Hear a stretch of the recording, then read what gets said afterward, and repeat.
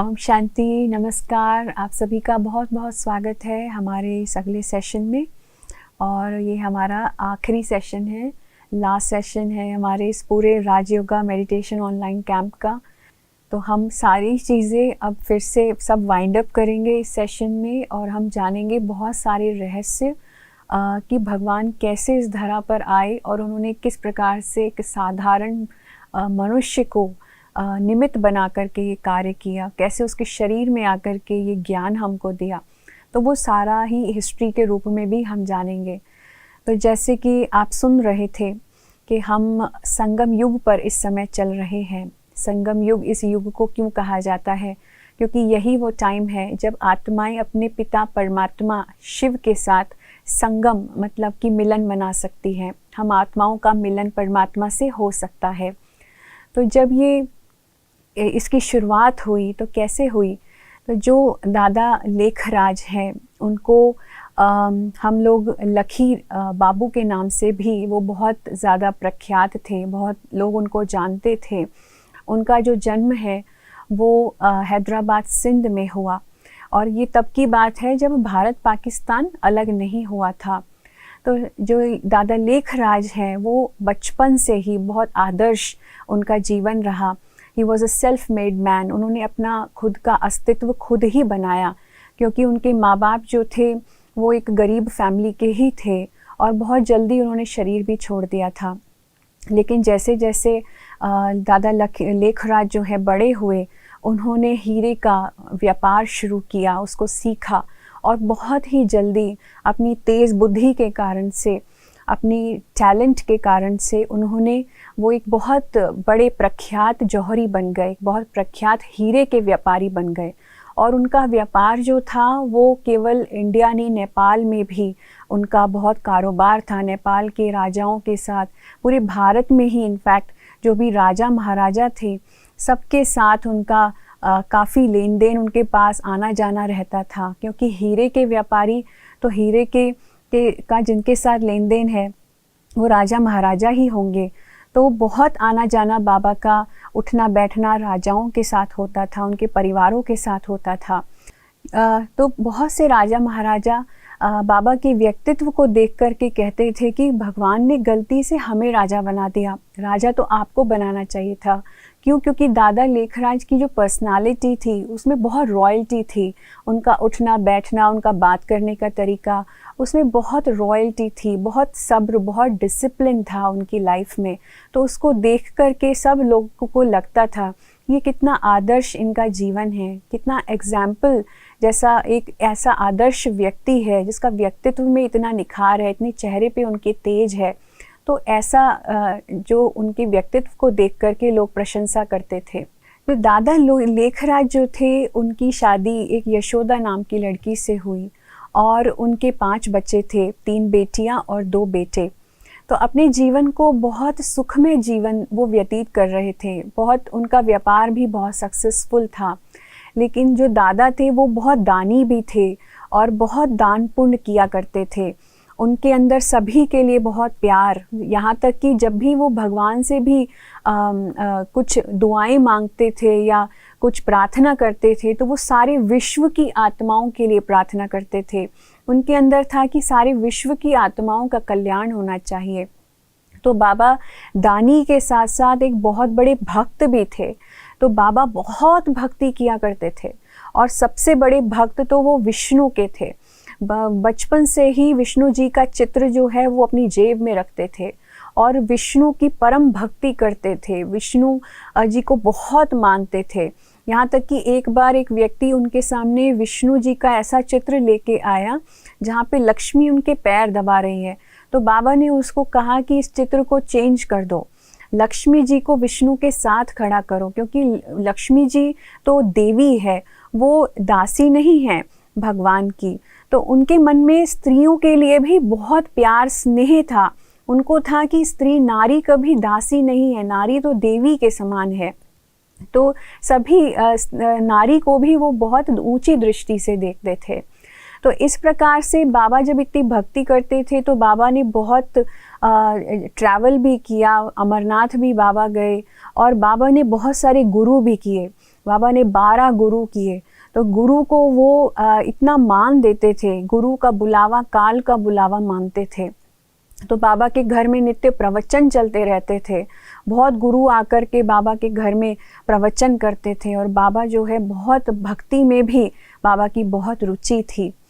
फिर एक दिन की बात है, जब ये बाबा की आयु लगभग जब 60 साल की थी, जब बाबा 60 इयर्स के हुए, तो बाबा को खुद से ऐसा महसूस हुआ कि जैसे अब वो समय आ गया है जब मुझे थोड़ा वैरागी बनना चाहिए। तब जब मैंने अपना बिजनेस अभी इतना स्टैब्लिश कर लिया है, तो अब मुझे भक्ति की तरफ ही ज़्यादा जाना चाहिए।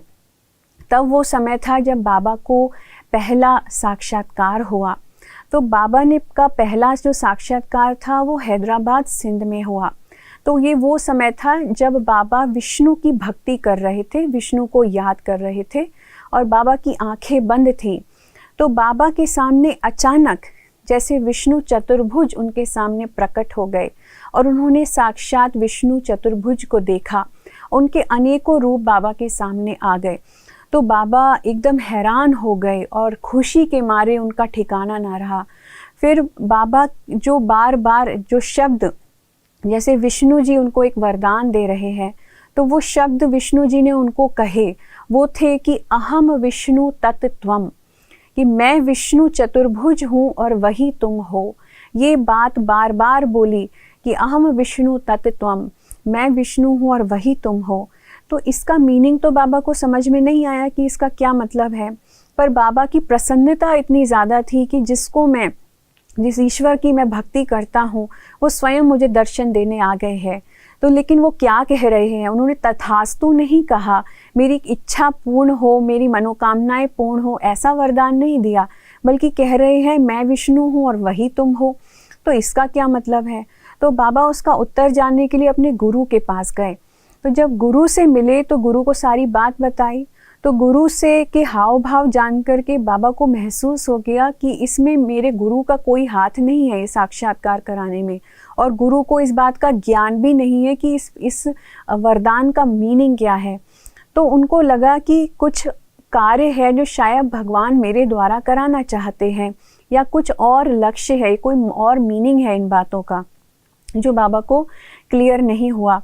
फिर धीरे धीरे करके बाबा के अंदर और भी प्रश्न उत्पन्न होते चले गए, परंतु बाबा को का ध्यान जो है उनके बिजनेस से, सारी चीज़ों से हटता गया।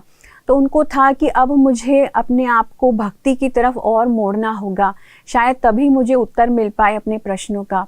तो बाबा हैदराबाद सिंध छोड़ करके बनारस चले गए। सोचा कि वहाँ गंगा के तट पर मुझे शायद मेरे प्रश्नों का जवाब मिल जाए। बाबा के एक मित्र जो हैं वो बनारस में रहते थे। तब बाबा को उसी समय जब बाबा वहाँ भक्ति किया करते थे और बाबा गीता पाठ भी बहुत करते थे, गीता पढ़ा करते थे, तब बाबा को दूसरा साक्षात्कार हुआ। तो वो दूसरा साक्षात्कार बाबा ने देखा कि इस सारी मनुष्य सृष्टि का महाविनाश हो रहा है, और वो भी 3 तरीके से। एक है नेचुरल कैलेमिटीज़, कि 5 ही तत्व मिलकर के सृष्टि को जलमय करने के लिए, सृष्टि को तबाह करने के लिए अपना एड़ी चोटी का जोर लगा रहे हैं। दूसरा उन्होंने देखा एटॉमिक वॉर हो रही है, जो मनुष्य आत्माओं ने ऐसे ऐसे हथियार बनाए हुए हैं, ऐसे ऐसे वेपन्स बनाए हैं, जो एक वेपन डालते ही, एक हथियार, एक बॉम्ब फोड़ते ही लाखों मनुष्य एक साथ मर जाते हैं।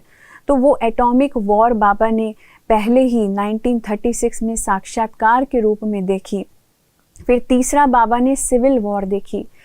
तो सिविल वॉर के द्वारा बाबा ने देखा सब लोग आपस में लड़कर के भी एक दूसरे को ख़त्म कर रहे हैं। तो ग्रह युद्ध बाबा ने देखा। तो ये तीनों चीज़ों से इस मनुष्य सृष्टि का महाविनाश हो रहा है और सृष्टि में त्राही त्राही मची हुई है। सब आत्माएं जो हैं, सब मनुष्य जो हैं वो मर रहे हैं। खूने नाहक खेल है, जैसे खून की नदियाँ बह रही हैं। तो बाबा को ये साक्षात्कार देख करके, ये सीन देख करके उनके मन में बहुत डर हुआ और जैसे एक चीख निकल गई कि हे ईश्वर, तुम मुझे ये सब क्यों दिखा रहे हो? क्या दुनिया का ये हाल होने वाला है? तो क्या फ़ायदा, तुमने ये दुनिया क्यों बनाई है अगर इसको तबाह ही करना है? वैसे बहुत सारे प्रश्न बाबा के मन में आने लगे। फिर बाबा को परम धाम का साक्षात्कार हुआ।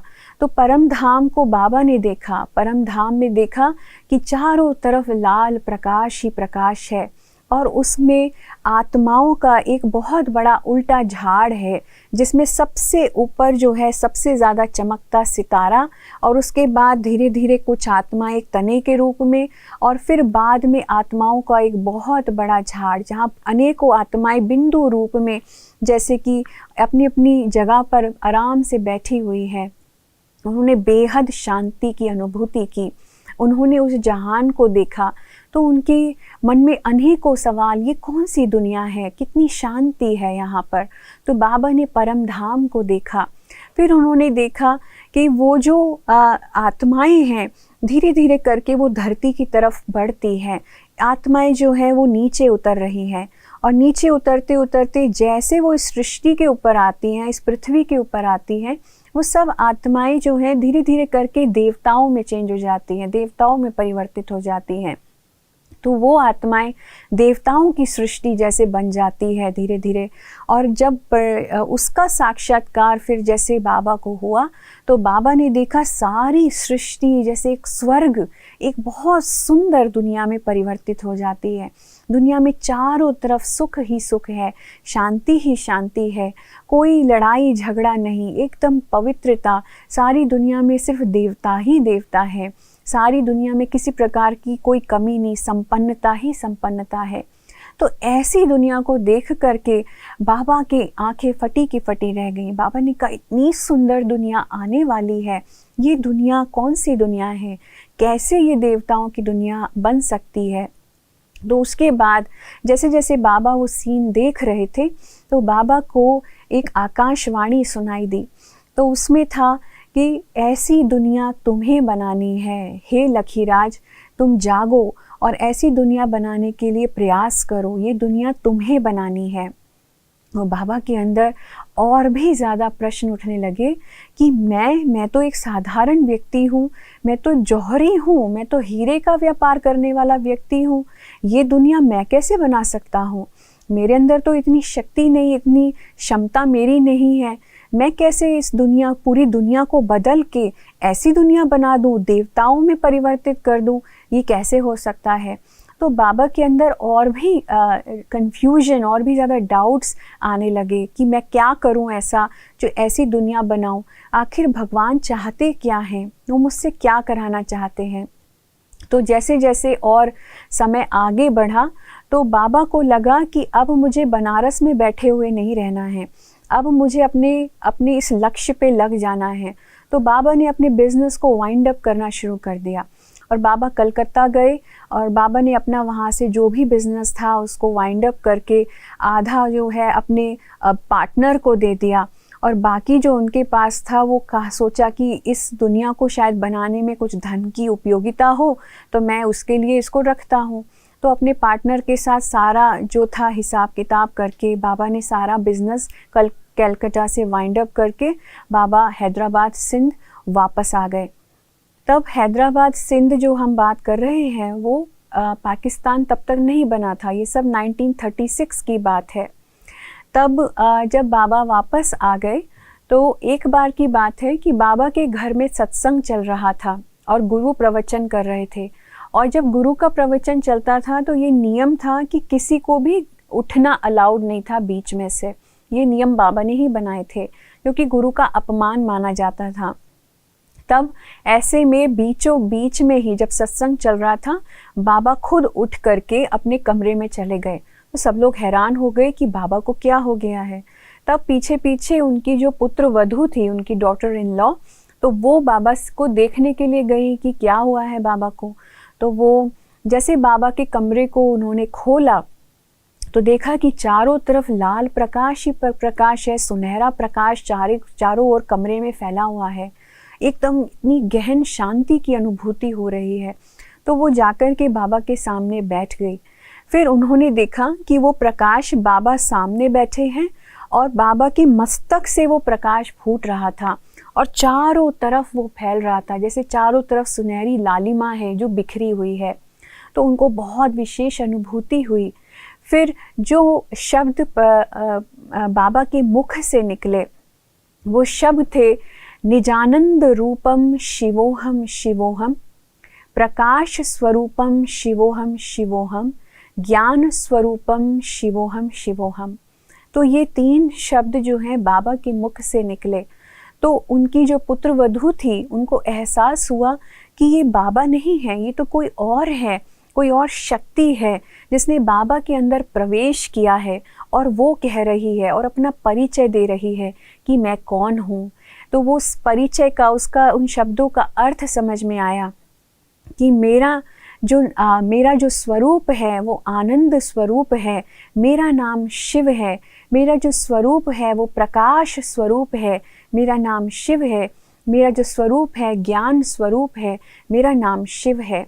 तो शिव परमात्मा के पहली बार अवतरण का वो पहला दिवस था जब परमात्मा शिव ने स्वयं दादा लेखराज के तन में प्रवेश करके ये शब्द कहे और उसके बाद चीज़ें बदलने लग गई। बाबा को भी क्योंकि आभास हुआ कि किसी शक्ति ने मेरे अंदर प्रवेश किया है और जो मेरे साथ बैठ कर के, मेरे पास बैठ कर के, मेरे शरीर के अंदर बैठ कर के जो ये शब्द जिसने बोले हैं वो मैं नहीं हूँ, लेकिन कोई और शक्ति है जो इस मेरे शरीर में आई और जो ये कह कर के चली गई है। तो बाबा को था कि ये कौन सी शक्ति थी जो आई, ये कौन था जो आया, कि कौन था जिसने कहा कि मेरा नाम शिव है, मैं निजानंद आनंद स्वरूप हूँ। तो बाबा जो है के अंदर बहुत सारे प्रश्न उठने लगे और धीरे धीरे बाबा को था कि स्वयं परमात्मा शायद मेरे द्वारा कोई कर्तव्य कराना चाहते हैं। तो बाबा ने गीता पाठ करना शुरू किया और बाबा को देख करके, गीता पाठ करते हुए देख करके बाबा के सब परिवार वाले उनके सामने बैठ जाया करते थे। तो जैसे ही बाबा को लोग देखते थे, सबसे पहले उनके परिवार वाले, तो उनको बाबा दिखाई नहीं देते थे। उनको जैसे ऐसा लगता था कि सामने जैसे बाबा नहीं खड़े हैं लेकिन श्री कृष्ण दिखाई दे रहा है। तो बाबा को का जैसे रूप ही बदल जाता था, सामने श्री कृष्ण का साक्षात्कार होता था। तो ये देख करके जो भी लोग हैदराबाद सिंध में उनके कम्युनिटी के लोग और भी जो शहर के लोग थे, जब वो आते थे तो जैसे ही वो बाबा को देखते थे सबको साक्षात्कार होता था। किसी को कृष्ण दिखाई देता था, जो जिसको मानता था उसको वैसा साक्षात्कार होता था। तो लोग उनको पकड़ने के लिए प्रयास करते थे कि श्री कृष्ण को हम पकड़ लें। तो बाबा को लगता था कि ये मेरी तरफ ऐसे क्यों बढ़ रहे हैं, क्योंकि साक्षात्कार कराने वाली शक्ति कौन थी, वो तो परमात्मा शिव थे। और ये बाबा के जो आने वाले स्वरूप है, बाबा का जो बनने वाला स्वरूप है, उसका पहले से साक्षात्कार करा करके शिव परमात्मा की एक तरीके से ये योजना थी कि सभी आत्माओं को इकट्ठा किया जाए, लोगों को इकट्ठा किया जाए। क्योंकि हम जानते हैं दुनिया में चमत्कार को नमस्कार किया जाता है, तो जब तक कोई चमत्कार ना दिखाया जाए लोग उसकी वैल्यू को नहीं समझते, लोग उसको इम्पोर्टेंस नहीं देते। तो इसलिए इतने लोगों को साक्षात्कार होने लगे, जैसे क्रांति सी आ गई और ये बात बहुत ज़्यादा फैलने लगी, एक न्यूज़ बन गई।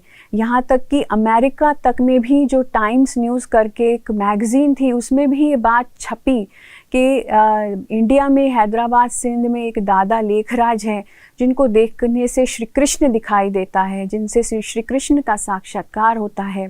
तो सब जगह ये बात फैल गई और फिर बहुत जगह से लोग आने लगे बाबा को देखने के लिए। तो बाबा जैसे ही गीता पाठ करते थे या बाबा दृष्टि देते थे तो लोग ध्यान में चले जाते थे। तो कोई वैकुंठ देख रहा है, कोई वैकुंठ में श्री कृष्ण के साथ रास कर रहा है। तो ऐसे अनेकों अनुभव लोगों को होने लगे।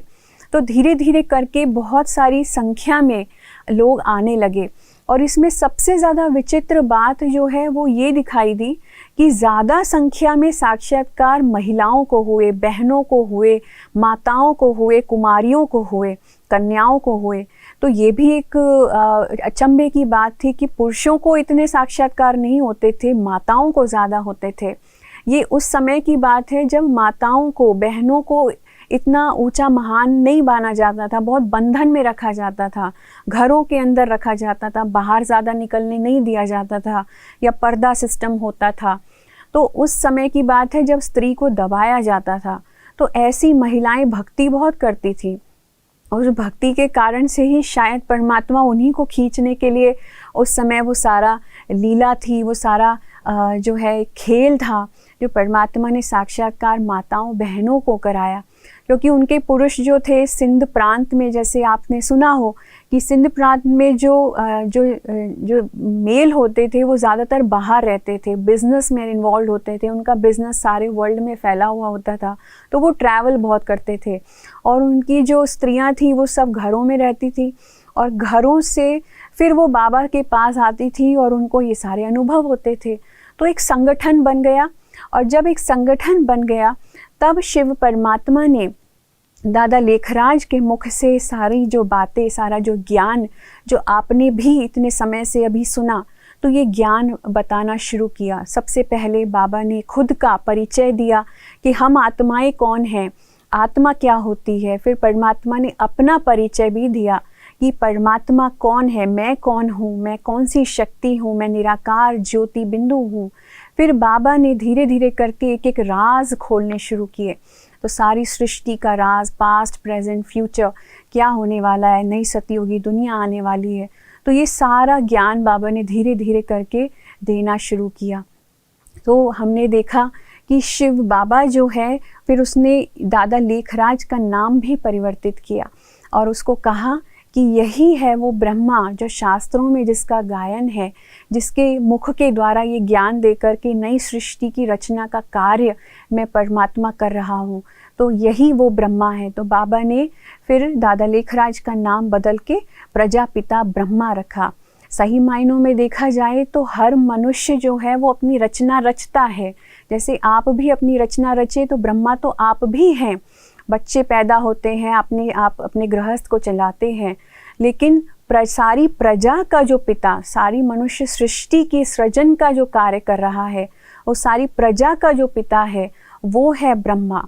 तो ब्रह्मा के द्वारा सारी मनुष्य सृष्टि के पुनः सृजन का कार्य परमात्मा शिव ने किया। तो ये कार्य आगे बढ़ता रहा।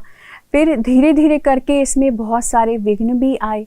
तो जो सबसे पहली जो कुमारी थी, जैसे कि जो सबसे पहली कन्या जो बाबा के इस संगठन में जुड़ी, तो बाबा ने इस संगठन का जो नाम है वो ओम मंडली रखा शुरू में 1936 में। और जो सबसे पहली कन्या जो इस संगठन में आई कुमारी, वो थी ओम राधे। तो ओम राधे जो थी 17 इयर्स की थी, बहुत छोटी थी, और आते ही क्योंकि उसके अंदर बहुत एक्स्ट्रा ऑर्डिनरी टैलेंट्स थे, बहुत टैलेंटेड थी, तो शिव बाबा ने ये भी रहस्य बताया कि ये वही कन्या है जो बाद में सतयुग में लक्ष्मी बनेगी। तो बाबा ने उनका भी भविष्य बताया कि क्या होने वाला है। तो शिव बाबा ने कहा कि यही कन्याओं को माताओं की जिम्मेदारी दो, माताओं और बहनों को संभालने की जिम्मेदारी दो। फिर बाबा ने शिव बाबा की प्रेरणा से सारा ही अपनी जो प्रॉपर्टी थी, अपना धन था, वो माताओं बहनों के हवाले कर दिया, माताओं बहनों के नाम कर दिया। क्यों? क्योंकि शिव बाबा ने कहा कि माताएं और बहनें ही हैं जो स्वर्ग के द्वार खोलेंगी। हालांकि हमने शुरू से जो मानते आ रहे थे स्त्री को बहुत, जिसको कहते हैं, उसकी इतनी रेस्पेक्ट नहीं हुई, इसको दबाया गया और स्त्री को कहा कि नारी नरक का द्वार है। लेकिन परमात्मा शिव ने आकर के कहा कि नारी तो स्वर्ग के द्वार खोलने वाली है। तो माताओं और बहनों के द्वारा ही ये सारे विश्व का कल्याण होना है। इसलिए इस यज्ञ को, जो यज्ञ मैं आकर के आज स्टार्ट कर रहा हूँ, जो मेरा विजन है नई दुनिया बनाने का, वो माताओं बहनों के द्वारा ही होना है। तो इसलिए ब्रह्मा बाबा ने अपना सारा जो कुछ उनके पास धन प्रॉपर्टी थी सब माताओं बहनों के नाम कर दी। और फिर ओम राधे को बाबा ने उसका एडमिनिस्ट्रेटिव हेड बनाया, पहला एडमिनिस्ट्रेटिव हेड, जिस सारा संचालन जो है वो करेगी। तो बाबा ने इस प्रकार से आगे बढ़ते रहे और संगठन जो है वो भी जैसे जैसे बहुत लोग जुड़ते रहे तो बाबा का ज्ञान भी चलता रहा। फिर जो बाबा शिव बाबा ब्रह्मा के तन में आकर के जो भी ज्ञान सुनाते थे उसको बाबा कहते थे मुरली। तो मुरली हम लोग जो सुनते हैं, समझते हैं, तो हमें लगता है कि श्री कृष्ण ने मुरली सुनाई। श्री कृष्ण जी जो है वो काठ की मुरली बजाते थे, जिसको सुनने के लिए गोप गोपियाँ सब अपनी सुध बुध खो कर के आकर के वो मुरली सुनने के लिए इकट्ठियाँ हो जाती थी। लेकिन शिव परमात्मा जो महावाक्य जो ब्रह्मा के मुख से बोलते थे, उसको सुनने के लिए अनेकों माताएं बहनें जो हैं अपना घर बार छोड़ कर के सब आकर के बाबा के सामने बैठ जाते थे। तो असलियत में कोई श्री कृष्ण ने काठ की मुरली नहीं बजाई थी, लेकिन ये ज्ञान की मुरली जिसको सुनने के लिए सब अपनी सुध-बुध खोए बैठे थे। तो यही साकार मुरलियाँ जो हैं, जो भगवान ने स्वयं ब्रह्मा के मुख से बोली, तो उसको मुरली कहा गया। फिर शिव बाबा ने बताया कि तुम ब्रह्मा के मुख से पैदा हुए बच्चे हो, क्योंकि हाँ एक क्रांति जैसी हुई, मनुष्य आत्माएं जैसे परिवर्तित हो रही है, अनेक जीवन में हमारे सबके जीवन में एक चेंज आने लगा। तो वो माताएं बहनें, उनके जीवन में चेंज आया, परिवर्तन आया। उन्होंने अपने विकारों को त्याग करके एक प्रतिज्ञा की कि हम आजीवन पवित्र रहेंगे, आजीवन जो है ब्रह्मचर्य व्रत का पालन करेंगे और हमारा जीवन ऐसा श्रेष्ठ बनाएंगे जो हम आगे के लिए देवी देवता बन सके। जिसके कारण से बाबा ने कहा कि ब्रह्मा के मुख से ही फिर ब्राह्मणों का जन्म होता है। तो बाबा ने सबको कहा कि अब तुम ब्राह्मण बने हो, सच्चे सच्चे ब्राह्मण बने हो, ब्रह्मा मुख वंशावली, ब्रह्मा के मुख से जो ज्ञान निकला उसको सुनकर के तुम्हारा दिव्य जन्म हुआ है। तो ऐसी धरनी बाबा ने तैयार की। और फिर उसके साथ साथ जैसे जैसे समय आगे बढ़ता गया तो देखा गया कि दुनिया में परिवर्तन बहुत हो रहा था। वहीं पर सेकेंड वर्ल्ड वॉर हुई और जो है सेकेंड वर्ल्ड वॉर में जो दुनिया के हालात थे वो बहुत कमज़ोर थे। और एक हिरोशिमा नागासाकी पे जो बॉम्ब ब्लास्ट हुआ तो वो भी सबने देखा कि कैसे एटम बॉम्ब डाला गया। तब सबको लगा कि कहीं ये वही तो युद्ध नहीं है, कहीं ये वही विनाश का सीन तो नहीं है जो बाबा ने कहा कि दुनिया विनाश होगी। तो फिर शिव बाबा ने कहा कि ये तो सिर्फ एक रिहर्सल है, इससे बड़ा जो कार्यक्रम है वो तो बहुत बाद में होने वाला है, अभी तो स्थापना का कार्य शुरू हुआ है, लेकिन ये सब आपको दिखाने के लिए एक रिहर्सल है, असली चीज़ तो अभी बाकी है जो होनी है। फिर जैसे जैसे समय आगे बढ़ा तो बाबा ने 14 साल उन सभी माताओं बहनों और भाई जो जुड़े थे उनको तपस्या कराई। 14 साल बाबा ने उन सभी को एक घर के अंदर रख कर के बाबा ने वो सभी को एक भट्ठी में डाला। भट्ठी हम इसको क्यों कहते हैं, जैसे कोयले को आप भट्ठी में डालो तो कोयले का रूप बदलने लगता है, ईंट को आप भट्ठी में डालो तो वो कच्ची होकर के पक्की होके निकलती है। तो उसी तरीके से आत्मा को भी योग अग्नि में जब तपाया जाता है तो आत्मा भी शुद्ध पवित्र हो जाती है। तो बाबा ने 14 साल सभी जो भी ब्राह्मण वत्स थे उनको तपस्या कराई। बाबा ने सबको योग की तपस्या कराई, योग अग्नि में पकने को कहा। उसके बाद इसी का ही गायन जो है हमारे शास्त्रों में है कि जो पांडव हैं वो भी 14 साल जो है वनवास में गए, श्री राम और श्री सीता भी 14 साल वनवास में गए।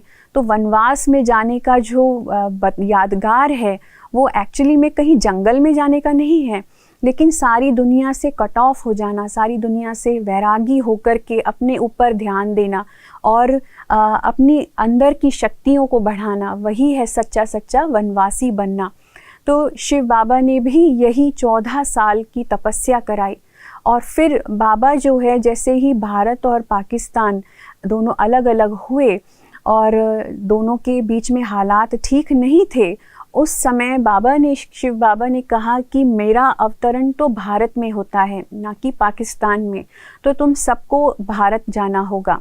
तो बाबा ने फिर सबको कराची से बाबा सबको फिर इंडिया लेकर के आए और यहाँ पर आकर के माउंट आबू में बाबा ने जो है इसकी एक स्थान लेकर के बाबा ने शुरुआत की। तो सभी ब्राह्मण वत्स यहाँ इंडिया में माउंट आबू में शिफ्ट हो गए। तो माउंट आबू में बाबा ने हेडक्वार्टर बनाया और जो हमारा अंतर्राष्ट्रीय मुख्यालय बना माउंट आबू में, जिसको हम मधुबन कहते हैं बहुत प्यार से।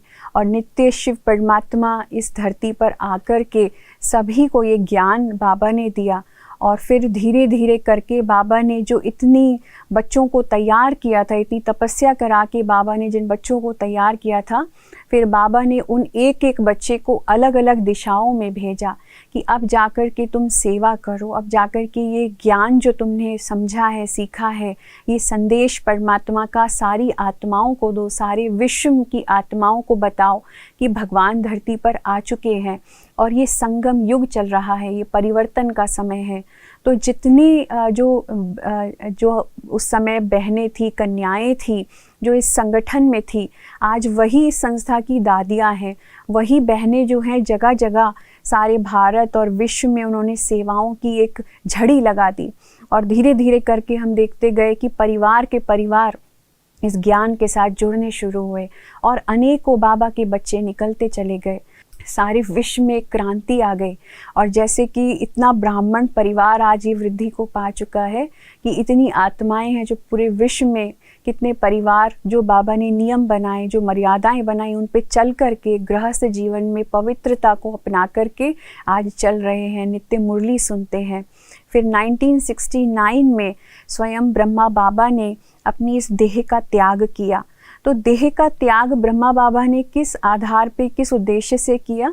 क्योंकि शिव बाबा ने कहा कि अब ब्रह्मा जो है वो संपूर्ण ब्रह्मा बन चुका है। मतलब ये पहले पुरुषार्थी था, पहले ये आत्मा खुद मेहनत करके उस स्थिति को प्राप्त करने का प्रयास कर रही थी, लेकिन आज इसकी तपस्या जो है वो पूरी हो गई है, आज ये संपूर्ण आत्मा बन चुकी है। तो अब इसको स्टेज जो है कर्मातीत बनने के बाद एक तरीके से अब ये स्टेज जो है चेंज होगी, क्योंकि अब ब्रह्मा का पार्ट दूसरा है। शरीर जो है हमें बहुत सारी चीज़ों में बांध देता है आत्मा को, लेकिन ब्रह्मा को सारे विश्व की आत्माओं की सेवा करनी है। इसलिए बाबा ने उसको एक फ्लोर जो है एक फ्लोर जो है चेंज कर दिया, घर चेंज कर दिया।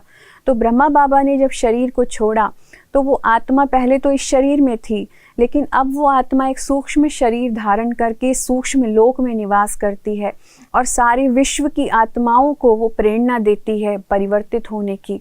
तो आज भी ब्रह्मा बाबा जो है वो सूक्ष्म वतन से हम सब आत्माओं को परिवर्तित होने की शक्ति देते हैं। फिर हम देखते हैं कि उसके बाद लोगों के मन में जो ब्राह्मण वत्स थे उनको ये डाउट हुआ कि शिव बाबा का तो जो रथ था जिसमें शिव बाबा आते थे वो तो ब्रह्मा बाबा था, अब वो चला गया तो अब शिव बाबा कैसे आएंगे? तो फिर शिव बाबा ने फिर दूसरा रहस्य खोला कि मेरे दो रथ हैं। जैसे कि आपने देखा होगा कि शिव के मंदिर में शिवलिंग के आगे एक तो बैल को दिखाते हैं और फिर एक बछड़े को भी दिखाते हैं। तो दो सवारियां हैं, दो रथ हैं शिव परमात्मा के। एक ब्रह्मा चले गए तो क्या हुआ, लेकिन शिव बाबा जो हैं फिर दूसरा एक रथ जो है बाबा मुकर्रर करते हैं, वो है दादी गुलजार। तो शिव बाबा जो है एक स्त्री को माध्यम बनाते हैं, उसके तन का माध्यम लेकर के फिर ये ज्ञान देना शुरू करते हैं। लेकिन जो माध्यम दादी गुलजार को बाबा ने बनाया, उनके तन में प्रवेश करके बाबा ने जो ज्ञान देना हमें शुरू किया, उन मुरलियों में और जो ब्रह्मा बाबा के तन में जो मुरलियाँ चलाई बहुत अंतर था। क्योंकि पहले की जो मुरलियाँ थी जो साकार बाबा के थ्रू बाबा ने चलाई, वो थी पुरुषार्थ करने की, ज्ञान की मुरलियाँ, वो ज्ञान पर आधारित होती थी। लेकिन फिर जब ज्ञान इतना सब बाबा ने बता ही दिया था ऑलरेडी, उसके बाद ब्रह्मा भी संपूर्ण बन गया, तो सबके पास एक उदाहरण हो गया कि हमें ब्रह्मा बाबा जैसा बनना है, एक एग्जाम्पल क्रिएट हो गया।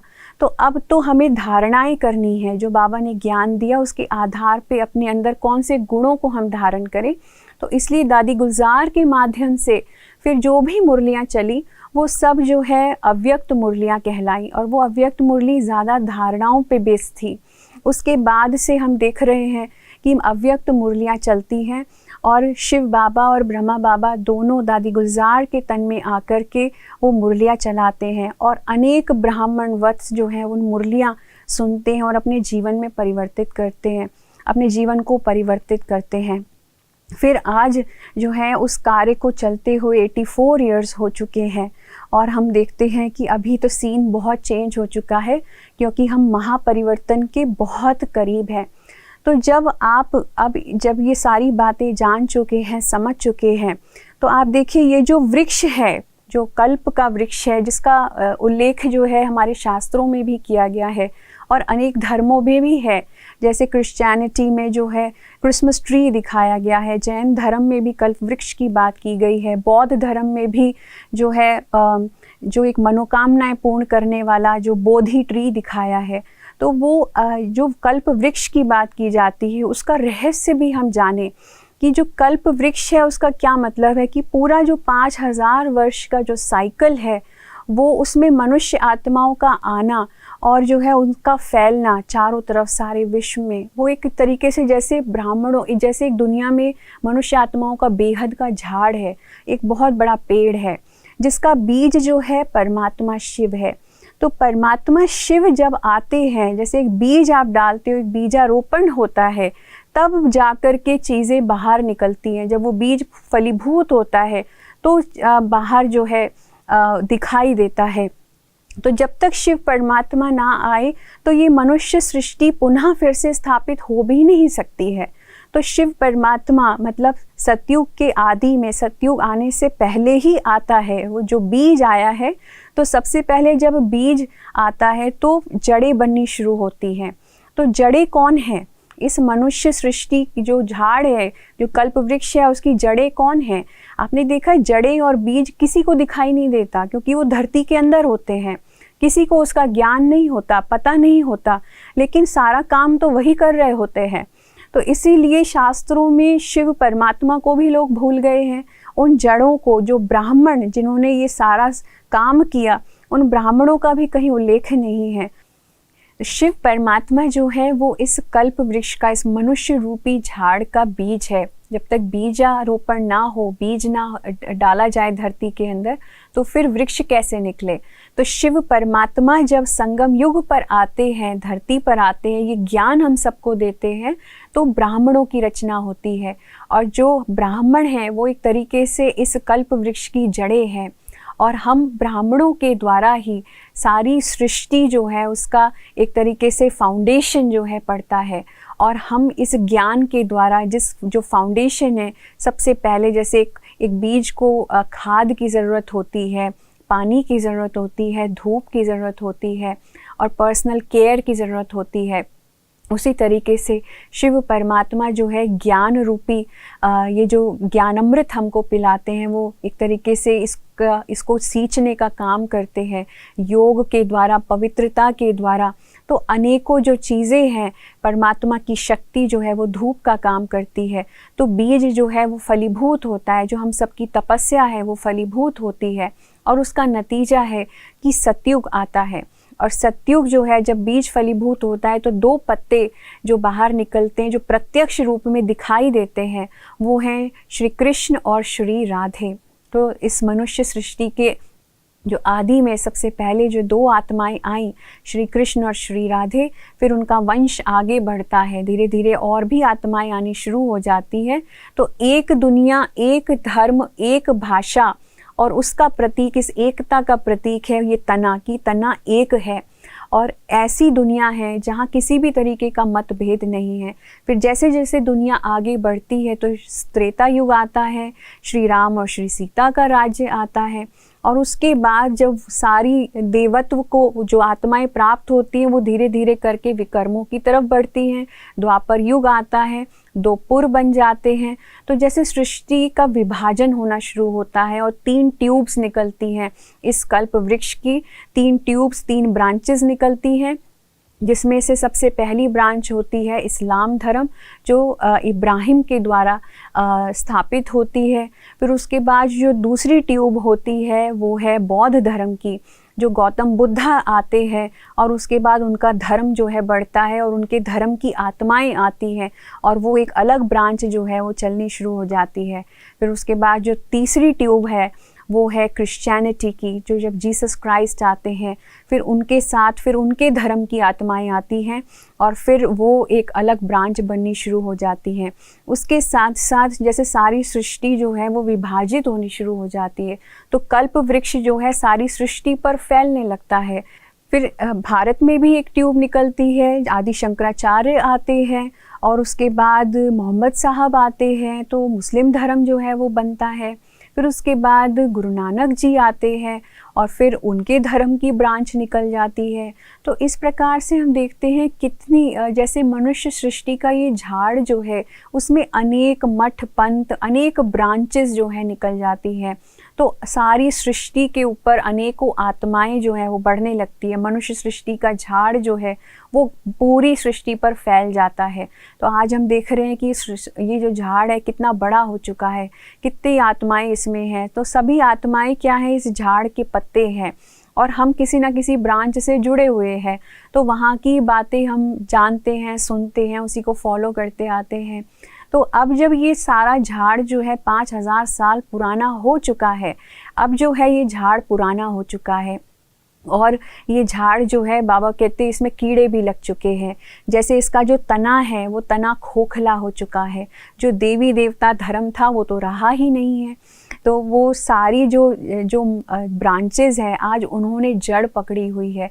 वही सब इस सृष्टि को जैसे चलाने के लिए निमित्त है। तो जब ये जो मनुष्य सृष्टि रूपी झाड़ है ये अपनी सब बिल्कुल अंतिम स्थिति में होता है, जड़ीभूत अवस्था में होता है, तब फिर से परमात्मा शिव आकर के एक नया सैपलिंग लगाने के लिए, एक नई कलम लगाने के लिए फिर से ब्रह्मा को रचते हैं। और ब्रह्मा के द्वारा जो है वो सारी मनुष्य सृष्टि में ये ज्ञान जो है ब्राह्मणों द्वारा फैलता है। और फिर आप देखेंगे कि अनेक आत्माएं जो अलग अलग धर्म में थी वो आत्माओं तक ये ज्ञान पहुंचता है और एक एकता की भावना पैदा होती है। फिर उन्हीं आत्माओं से अनेक धर्मों की आत्माएं यूनाइट होकर के फिर से एक नए धर्म, फिर से एक नए झाड़ की जो है नींव पड़ती है, एक नया फाउंडेशन जो है वो लगता है। और जो है हम देखते हैं कि फिर से सृष्टि जो है एक होनी शुरू हो जाती है और जो है एक नया जो है सतयुग जो है फिर उसी आधार पे आता है। तो एकता तो होनी ही है। परमात्मा जो है ये एक करने का काम जो है वो करता है और ये बड़ा यूनिक उसका तरीका है, एक बहुत यूनिक वे है ये काम करने का ईश्वर का, जिसको समझना हम सबके लिए अति आवश्यक है। तो हमने इसीलिए ये जाना, ये समझा कि ये कल्प वृक्ष भी एक तरीके से एक साइकिल की तरह है जिसमें परमात्मा आते हैं, फिर एक नए वृक्ष की कलम लगाते हैं, वो वृक्ष जो है बड़ा होता है, फिर वो वृक्ष जो है जैसे पुराना होता है फिर परमात्मा को आकर के फिर एक नए वृक्ष को लगाना होता है। तो ये भी एक चक्र है जो चलता है। तो इसीलिए कल्प वृक्ष का भी बहुत गायन है। तो आज हमने देखो कितनी सारी बातें अब इस कोर्स के माध्यम से जानी। तो शिव परमात्मा का कार्य तो अभी भी चल रहा है, अभी भी थोड़ा समय बाकी है। तो हम नित्य जो ये जो भगवान ने आकर के गॉडली यूनिवर्सिटी जैसे बनाई, जैसे इस यज्ञ को परमात्मा ने नाम दिया प्रजापिता ब्रह्मा कुमारी ईश्वरीय विश्वविद्यालय, जिसमें माताओं और बहनों को बाबा ने निमित्त बनाया इस कार्य को करने के लिए कि माताएं बहनें ही हैं जो सारे विश्व का उद्धार करेंगी। तो आज ये इसकी ब्रांचेस जो हैं सारे वर्ल्ड में फैली हुई हैं और कितने ब्राह्मण वत्सों का जन्म हुआ, कितने मनुष्य आत्माओं ने अपना परिवर्तन किया। और शिव बाबा की जो मुरली है, शिव बाबा की ज्ञान मुरली जो हमें अंदर से बदल देती है, वो मुरली जो है जो हमें हमारी सारी बुराइयों को समाप्त कर देती है, वो मुरली रोज़ हम सुनते हैं। तो आपको भी अब ये इस कोर्स भले ही समाप्त हो गया है लेकिन कुछ चीज़ें यहाँ समाप्त नहीं होती है। अब इसके बाद क्या, तो स्पिरिचुअलिटी एक जर्नी है, आध्यात्मिकता एक बहुत बड़ी यात्रा है। अपने जीवन को परिवर्तित करना है, सतयुग के लायक हम सबको बनना है। ये कार्य भगवान कर रहे हैं, परिवर्तन करने का कार्य कर रहे हैं। तो उसमें हमारा क्या योगदान है? तो खुद को भी बदलिए और दूसरी आत्माओं को भी बदलने की प्रेरणा दीजिए।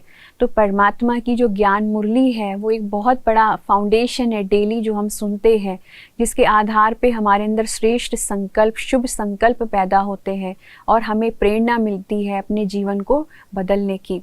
तो मुरली जो है इस कोर्स के बाद हम शुरू करेंगे और जो भी आत्माएं, आप सबको मुरली ज़रूर सुननी है। तो मुरली के साथ जुड़े कि भगवान ने कौन कौन से महावाक्य, क्या महावाक्य कहे, भगवान की बातें क्या हैं। तो भगवान के साथ कनेक्शन बनाने का उसकी बातें ही सुननी है ना। तो अभी तक तो जो आपने सुना वो बातें थी जो परमात्मा ने कार्य कैसे किया, क्या क्या किया, लेकिन उसके बाद जो है वो ट्रांसफॉर्मेशन पीरियड, अपने अंदर कैसे हम परिवर्तन लेके आए। तो वो सारे ईश्वर के महावाक्य हमें डेली सुनने हैं। तो मुरली हमें डेली सुननी है। और मुरली अभी हम कैसे सुन सकते हैं कि हमें हमारे जो भी सेंटर्स हैं, जो भी सारे वर्ल्ड में सेंटर्स हैं जहाँ पर रोज़ मुरली होती है, तो आप सेंटर्स के साथ जुड़िए, सेंटर्स पे जाकर के वो मुरली का अध्ययन कीजिए। वहाँ पे जो टीचर्स हैं, जो बहनें हैं, वो मुरली चलाती हैं, मुरली सुनाती हैं। और फिर उसके बाद अगर जैसे अभी लॉकडाउन है, अभी सेंटर्स पे नहीं जा सकते हैं, तो आप यूट्यूब पे भी मुरली करके, ब्रह्मा कुमारी मुरली करके आप सर्च करेंगे तो वहाँ पे भी ऑनलाइन आपको डेली की जो मुरली है वो मिल सकती है। तो इस तरीके से ये जो ईश्वर का कार्य है ये अब जो है संपन्न होने को आया है, परंतु हम सबको इस परिवर्तन से होकर के गुजरना है। तो हमारी आप सबके लिए यही श्रेष्ठ प्रेरणाएं, यही शुभ भावनाएं हैं कि हम सब सहयोगी बन कर के, ईश्वर के सहयोगी बन के भगवान के इस कार्य में अपना योगदान दें, अपना भाग्य बनाएं, अपना श्रेष्ठ जीवन बनाएं। ओम शांति। 2 मिनट के लिए हम सभी परमात्मा की याद में बैठते हैं और एक तरीके से फिर से एक नई शुरुआत के लिए हम यही शुभ भावनाएं करें। योग के माध्यम से भी सारी सृष्टि को हम सकाश दें, शक्ति दें, पावर दें, सारी विश्व की आत्माओं को पावर दें कि आने वाला जो समय है वो बहुत सुखद हो हम सभी के लिए। ओके, तो अपना ध्यान जो है वो समेट करके सारी दुनिया से फिर से अपने भ्रकुटी के बीच में एकाग्रचित हो। अपने आप को एक चमकते सितारे की तरह देखें। मैं आत्मा अति सूक्ष्म ज्योति बिंदु, मैं आत्मा शांत स्वरूप हूँ, प्रेम स्वरूप हूँ, आनंद स्वरूप हूँ। मैं आत्मा परमात्मा की संतान, परमात्मा से अनेकों शक्तियां प्राप्त कर रही हूँ। शिव बाबा को पूर्ण रीति पहचान चुकी हूँ।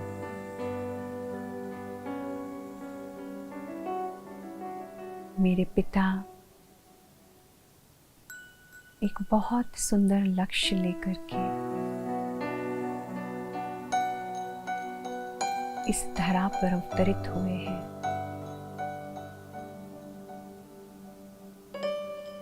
एक बहुत प्यारा गिफ्ट मुझ आत्मा के लिए लेकर आए हैं।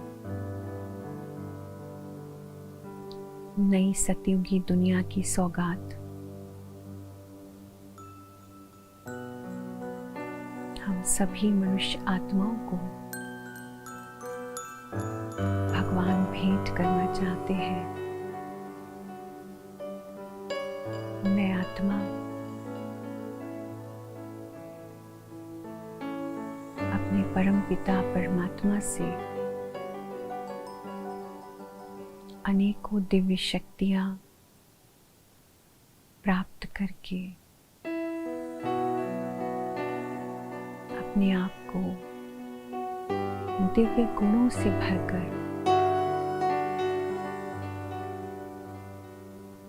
सच्चा ब्राह्मण बनकर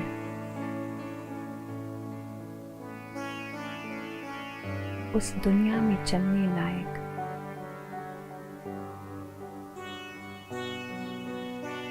देवता जैसा बना रही हूँ। मैं आत्मा एक माध्यम बनके, एक इंस्ट्रूमेंट बनके, गॉडली इंस्ट्रूमेंट बनके कार्य कर रही हूँ।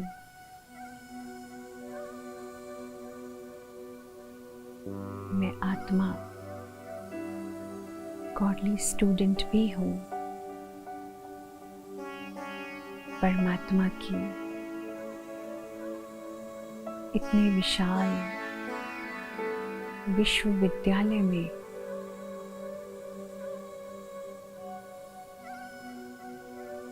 मुझ आत्मा ने एडमिशन लेकर उस अलौकिक टीचर के साथ अपना संबंध स्थापित किया है। कितनी शिक्षाएं, कितनी प्रेरणाएं मुझे प्राप्त हो रही है।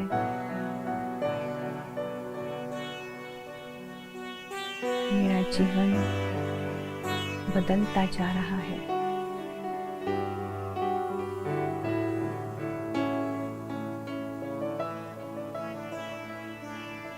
मेरा लक्ष्य यही है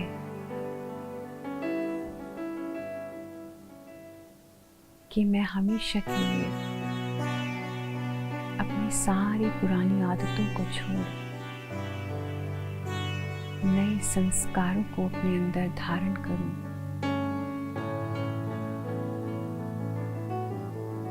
सभी परमात्मा की शिक्षाओं का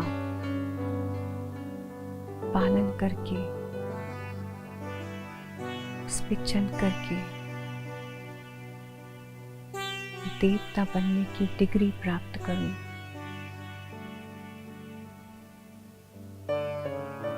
इस श्रेष्ठ लक्ष्य के साथ मैं सदा आगे बढ़ती रही हूं और यही प्रेरणा मैं दूसरों को भी देती हूँ।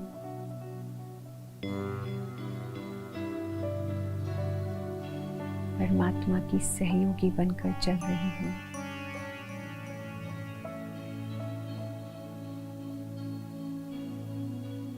ओम शांति, ओम शांति, ओम शांति।